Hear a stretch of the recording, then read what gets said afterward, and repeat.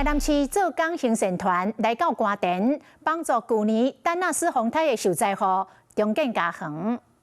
台南市政府勞工局甲做工行善團繼續合作，來提升弱勢家庭的居住環境甲安全。進前到關田一個民體，替90多歲世大整理家園。當然這一戶，尤其今天做收尾的時候，就完成329戶的部分。另外一部分一組木工跟電器是在安南區進行內部裝潢及線路照明設備的施工改善的部分。這間厝舊年受到風颱丹納斯的影響，地勢厝頂嚴重受損。經過里長通報，才和勞工局甲做工行善團接手。剛才我們劉老師一樣，帶着我們的應景的夏天的冰機飲料，來圍繞我們做工行善團這麼熱的天氣，在施工的辛苦的部分。透過政府甲民間的合作，提升民眾的居住安全甲品質。各界用家己的專業技術來回饋社會，做伙打造更加友善的居住城市。